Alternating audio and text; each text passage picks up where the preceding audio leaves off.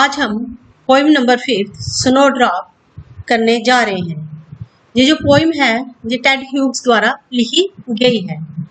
Snowdrop एक तरह का फूल होता है जहाँ पे बहुत सारी सर्दी पड़ती है, वहीं पे ये पैदा होता है। चलिए शुरू करते हैं। Know the globe shrunk tight. Poet जो बात कर रहा है वो सर्दी की बात कर रहा है, शीत ऋतु की बात कर रहा है। तो पोइट कहता है ग्लोब ग्लोब में ये जो दुनिया है उसको लगता है कि दुनिया सर्दी की वजह से क्या हो गई है, सिकुड़ गई है, सख्त हो गई है। बर्फ की भांति ये जो ठंड है, भयानक जो बर्फ है वो भी इस दुनिया को, इस ये जो पूरी धरती है उसको सिकुड़ कर सख्त कर रही है। कवि ने शायद जहाँ पे जो ग्लोब शब्द का प्रयोग किया है इसी फ्लावर के लिए की है, स्नोड्रॉप फ्लावर के लिए यूज किया है। जो स्नोड्रॉप फ्लावर होता है, फूल होता है, इसका जो सिर होता है वो गोल होता है।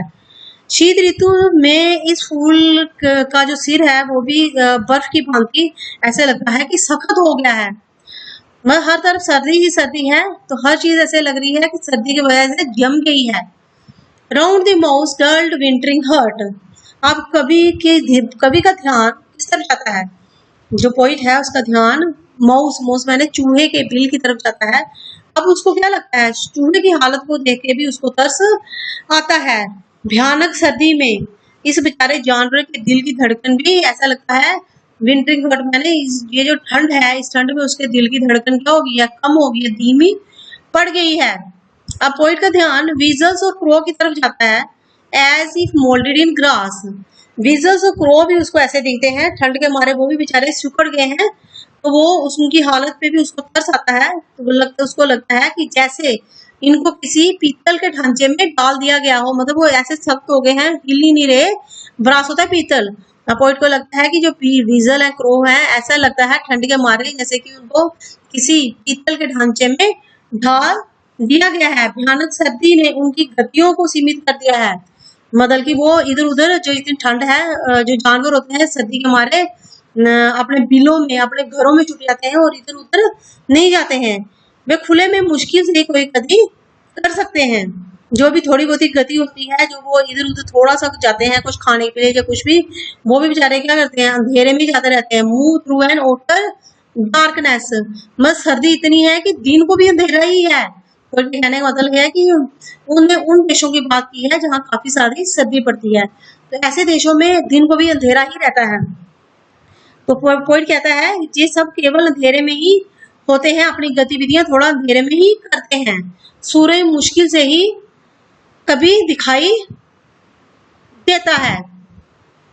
भयंकर सर्दी की वजह से ये बेचारे जानवर अपना दिमाग जो होता है, not in their right minds, जो जानवर हैं अपना दिमाग भी अच्छी तरह से इस्तेमाल नहीं कर पाते।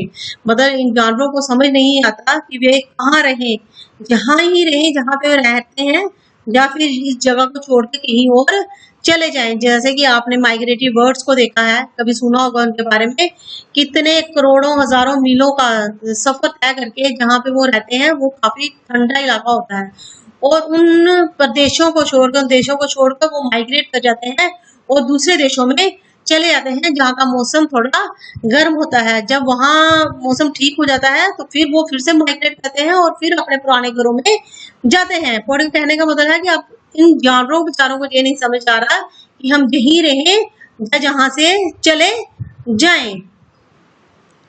With the other deaths, she too pursue her ends. जैसे ही सर्दी के मारे वो बाकी लोगों को देखते हैं, बाकी जानवरों को, जो आसपास के पेड़ पौधों को देखते हैं, वो उनको लगता है कि ये सब मर रहे हैं, तो उनको लगता है कि she too pursue her ends. उनको ऐसा लगता है कि अब हमारा भी क्या हो गया है, एंड आ गया, अंतिम समय आ गया है, अब हम भी मर जाएंगे। Brutal as the stars of this month, her pale head heavy as metal. अब पोइट का जो ध्यान है वहां से हटके फिर से स्नोड्रॉप फ्लावर की तरफ चला जाता है, फूल की तरफ चला जाता है। उसको ऐसा लगता है कि जो स्नोड्रॉप जो पौधा है, वो उसकी तुलना क्या होता है, एक माता से करता है, एक माँ से करता है। जैसे माँ हर गर्मी सर्दी कोई किसी भी तरह का दुख तकलीफ हो उसमें अपने बच्चे को बचा लेती है, वैसे ही उसको अब स्नो ड्रॉप को भी उसने उसी के साथ कंपैरिजन किया है। उसको लगता है कि इतनी सर्दी में भी ये फूल पैदा करने की अद्भुत योग्यता है उसके अंदर, मतलब कि हर जानवर या जो इंसान हर चीज अब सर्दी के मारे सिकुड़ गई है, जम गई है, फिर भी ये जो स्नो ड्रॉप फ्लावर है वो क्या कर रहा है, इस सर्दी में भी अपने आप को जिंदा रहना के लिए अपनी योग्यता दिखा रहा है। तो ये भी एक बहुत बड़ी बात है। स्नो ड्रॉप जीवित बने रहने की अद्वितीय शक्ति का प्रदर्शन करता है। इतनी ठंड में वो एक अपने शक्ति जगाता है, जैसे माता के अंदर शक्ति है वो भी अपनी शक्ति दिखाता है। और जो आपको उसकी स्टैम्प होती है, जो उसका तना होता है, वो उसको खींच के बाहर ले जाता है, धरती के ऊपर ले जाता है और उसके ऊपर फ्लावर्स लगते हैं, स्नो ड्रॉप फ्लावर्स लगते हैं। ये घनी बर्फ में भी अपने तने को धकेलने में काफी काबिल होता है। ये उतना ही कठोर प्रतीत होता है जितना इस महीने के सितारे। अब हमें कभी को इतना ही मुश्किल लग रहा है कि इस पेड़ के लिए इस सर्दी में पनप पाना कितना मुश्किल है। जैसे कि उसको लगता है ब्रूटल, ऐसे ब्रूटल होता है सख्त हो जाना। जैसे कि इस मंथ के, इस सर्दी के महीने के जो सितारे होते हैं, तारे होते हैं, अगर उनको भी हम आसमान में देखें तो उनपे भी हमें कोई आकर्षण नहीं दिखता, वो हमें आकर्षित नहीं कर पाते। तो तभी देखने वाले के दिल में कोई भावना ही नहीं पैदा होती, मतलब कि किसी को भी सर्दी में जो तारे होते हैं वो अच्छे नहीं लगते। उसी प्रकार नीचे लड़ते हुए सिर वाला स्नो ड्रॉप देखने वाले में भी कोई भाव पैदा करने में असफल रहता है। तो मतलब कि उसका जो हेड है, अगर आपको snow drop flower just like ऐसा होता है, उल्टा फ्लावर होता है, अगर आपने देखा हो बेल शेप फ्लावर होता है, जैसे बेल की घंटी होती है वैसे ही ये फ्लावर की इस शेप भी इस तरह से ही होती है। नीचे से थोड़ा सा ब्रॉड होता है, ऊपर से थोड़ा सा नैरो, मतलब ऊपर से थोड़ा सा पतला होता है, नीचे से थोड़ा सा चौड़ा होता है। Bell shape, bell means bell आपने देखी होगी, उसी शेप का जो फ्लावर होता है। तो मीन्स इसका जो हेड होता है वो नीचे की तरफ होता है, पर पेल हेड हैवी एज मेटल। अब उसका जो हेड है, उसका जो मतलब जो उसका सिर है वो भी इस सर्दी में जम चुका है, जैसे कि कोई मेटल की चीज होती है। पॉइंट का जहाँ कहने का मतलब ये है, वो सर्दी के बारे में ही सब कुछ बोल रहा है।